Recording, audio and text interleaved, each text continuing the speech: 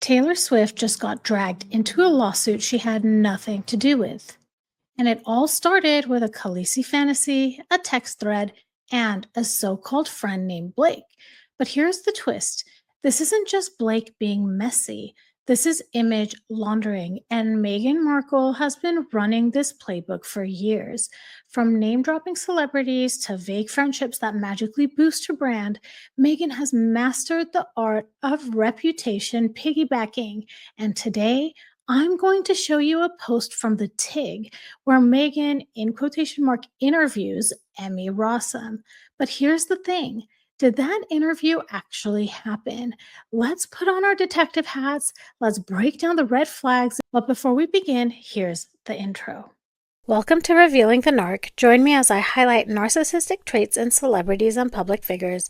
Everything here is in my opinion and not professional advice. If you enjoy the analysis, please like and subscribe. This article was published recently in the Daily Mail. And as I was reading it, I couldn't help but notice similarities to Meghan's character. So let's get into it. Let's talk about it. We'll go through the article first. I'll talk about image laundering, and then we'll get into Meghan, and I'll give you specific, hilarious examples of Meghan doing this. It's really funny. It's really funny. Okay, so this article is titled Taylor Swift Believes Blake Lively Exploited Her. Heartbroken singer finally lays bare former bestie's betrayal and the move that's left her completely floored. The article begins, Taylor Swift has had enough. The Daily Mail has learned that the superstar singer was left devastated on Friday when she was subpoenaed as a witness in the case between Blake Lively and Justin Baldoni. Despite putting on a brave face in Philadelphia this weekend, reportedly joining her boyfriend and their respective moms for a Mother's Day lunch, it is understood that Swift has been completely floored by the legal escalation and is now very upset. This line sets up more than just an emotional fallout. It reveals a classic case of exploitation through proximity and power imbalance. This happens when someone uses their closeness to you, emotionally or socially, to benefit themselves, even if it puts you at risk. Taylor Swift is one of the most public figures alive. If Blake Lively wanted to strengthen her position in the court of public opinion, attaching herself to Taylor's name, even passively, gives her automatic credibility and public sympathy. This is image laundering by association, and this is why it hits so hard. If this were a personal relationship, we'd call it covert narcissism, being warm and loyal on the surface, but using that closeness to pull someone into a mess they didn't agree to be part of. Taylor isn't just hurt, she's used, and now the entire world gets to watch it play out. Let's continue the article. And not least because she feels betrayed and exploited by her longtime friend Lively. I want to mention, you see that word exploited is in quotation marks. To me, that implies whoever is the source of this information directly used that word. It implies that Taylor didn't just feel disappointed or left out, she felt used, not accidentally involved, but strategically positioned. This is where I think we start seeing the cracks. It suggests that Lively may have knowingly leaned on their friendship and Taylor's public goodwill to bolster her own image, whether it was for legal positioning, PR leverage, or personal validation. And Taylor, someone fiercely protective of her narrative, was dragged into a story she didn't write. How would this look like in your own personal relationships? In a romantic relationships, this could be someone that brags about dating you to friends, but won't show up for you when it counts. You're a trophy and not a partner. In a friendship, this could be a friend who name drops you for clout, but keeps you out of the loop when things go wrong. They benefit from your reputation, but they don't protect it. In family, this could be people who brag about you to others, but behind closed doors, they invalidate everything you do. They use your success to polish their image, and then they don't support you.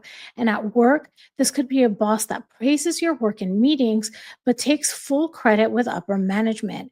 Your labor makes them look good while you stay invisible. These types of betrayals aren't just about broken trust. It's about consent, emotional, reputational, and possibly legal. Taylor didn't agree to be part of this battle, yet here she is subpoenaed and spotlighted. In narcissistic dynamics, this is classic. A friend becomes a pawn, and in image laundering, it's a calculated move. Dress up your chaos with someone else's credibility. I'm going to stick to the last paragraph on in this image. It says, but things soured in December when Lively sued Baldoni, her co-star and director in the It Ends With Us movie adaptation of the popular Colleen Hoover novel. And I think this is where we're starting to see the launch of that narrative pivot. When Blake filed the lawsuit, she wasn't just making a legal move, she was also positioning herself as the harmed party in a very public, very messy situation. Whether or not her claims are valid, the optics are undeniable. The effect of filing a public accusation like this is that it repositions her as the harmed party. It shifts the public narrative, intentionally or not, and draws in high profile names like Taylor Swift, whose reputation automatically adds gravity and reach to the story. Just as a quick summary, this snippet is just talking about what the case is. Lively accused Baldoni of SH, and then coordinating a smear campaign against her, and then Baldoni countersued in January. And it's through all of this that Taylor has been dragged into the mix. This part really has me going, and I think there's a lot to explore here. And the part I'm referring to is where it says that there were text messages where Lively refers to herself as Khaleesi, a character in Game of Thrones, and to Swift as one of her dragons.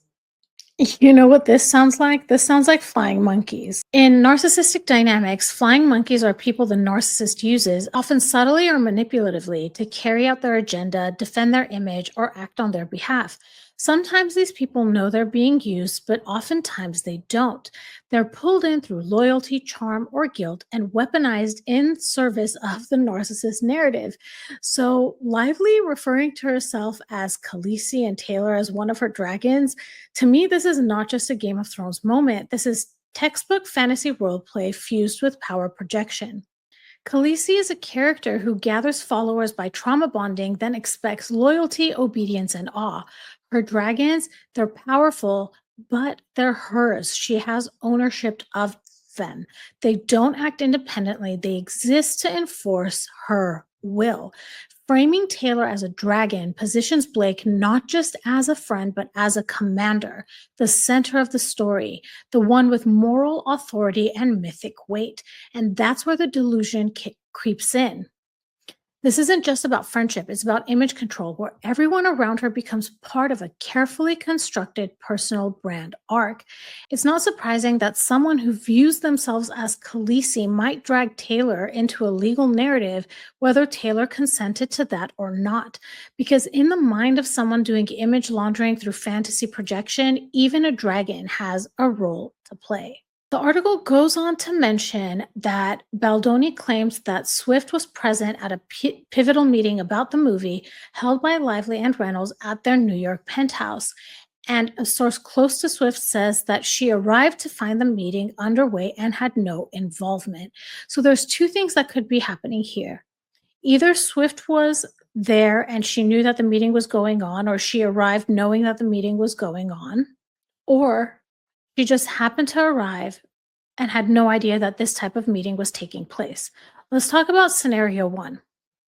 If Taylor knew there was going to be a meeting and still showed up, that implies Blake positioned her as part of the inner circle, possibly even giving the impression that Swift was backing the project. This is risky for Taylor because her presence equals silent endorsement. It makes her vulnerable to being tied to creative decisions, casting, and internal politics, even if she didn't say a word. In narcissistic dynamics, this is classic. If I can't have your direct support, I'll settle for your image in the room. It could be viewed as Blake using someone else's credibility to boost their power play. And if Taylor had no idea that this was happening, I think that this is actually worse, because then the question becomes, was she set up? Did Blake and Ryan intentionally invite her knowing it would overlap with this strategic discussion? Did they want the optics of her being there even if she wasn't involved?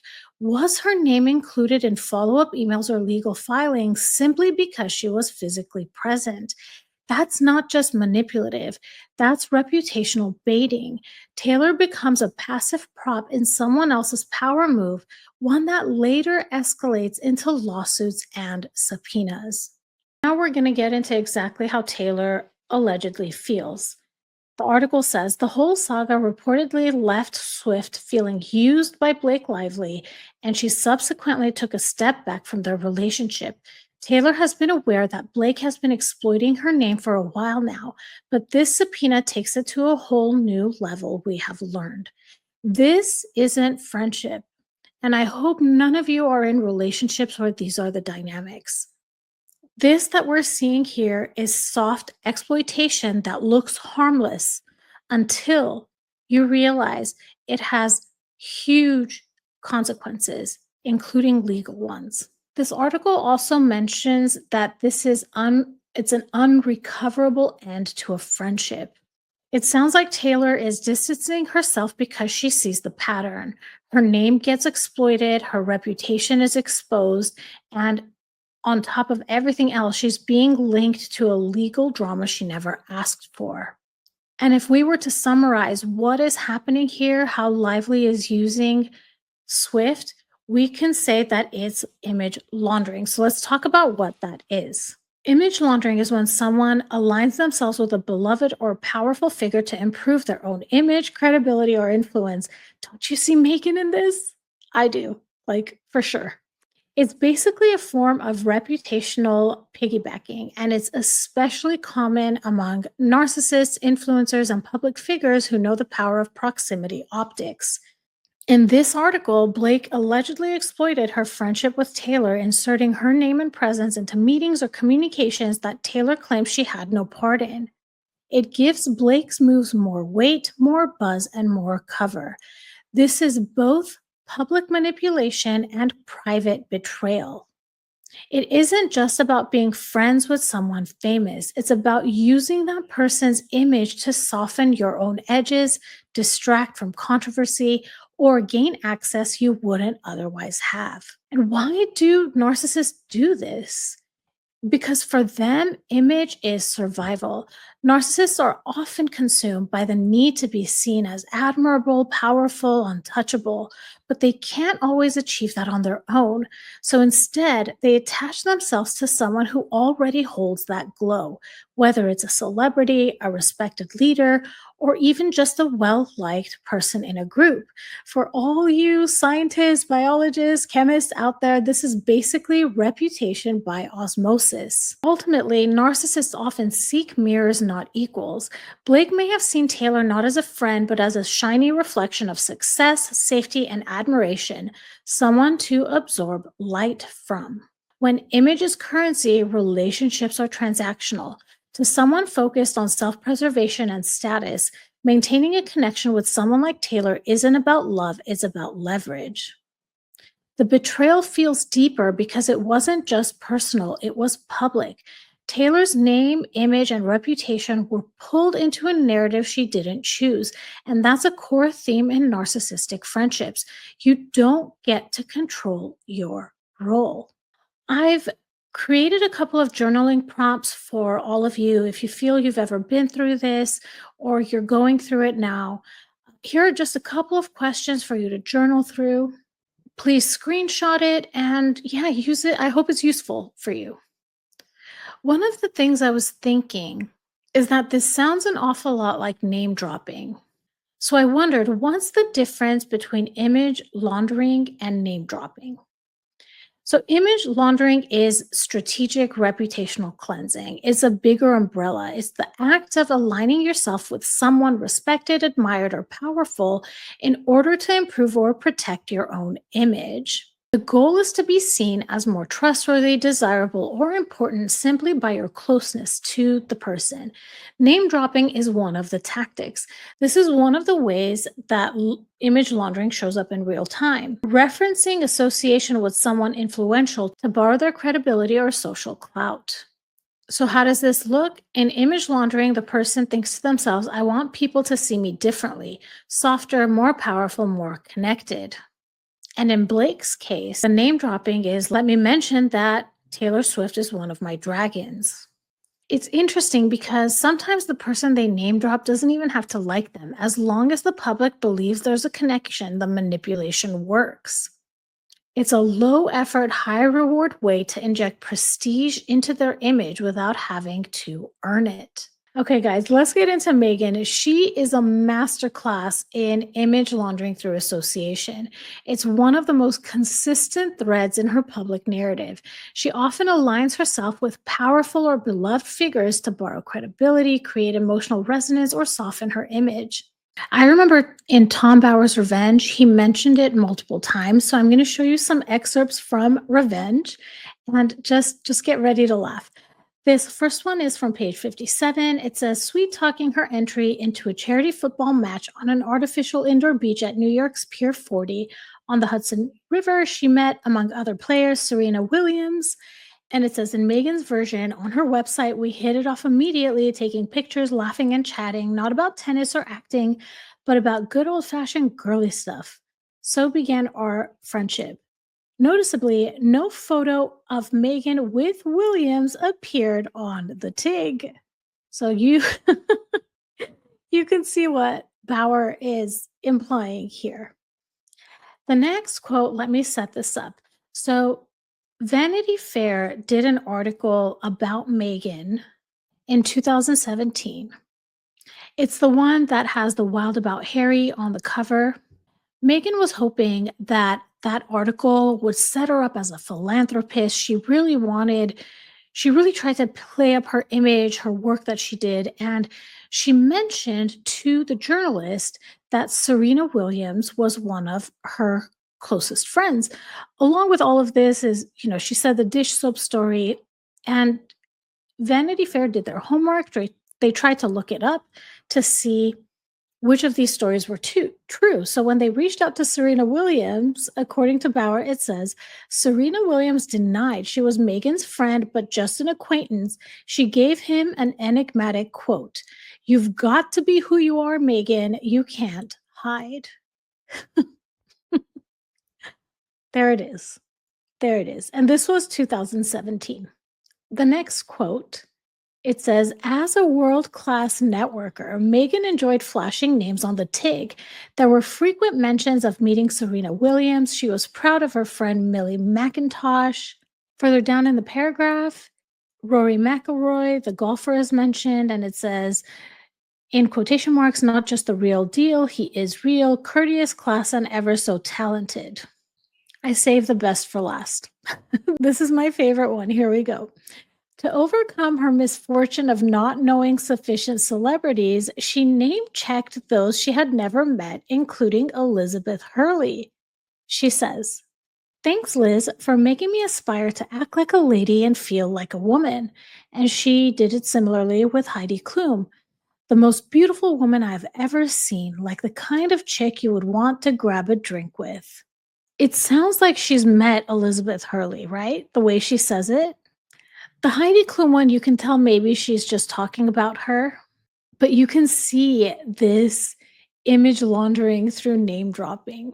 These aren't just casual mentions of people she met. They're strategic references designed to imply closeness to these public figures, borrow prestige, success, or social capital through proximity, and reposition herself as someone already in elite inner circles, even when those connections have been minimal, superficial, and definitely, in my opinion, exaggerated.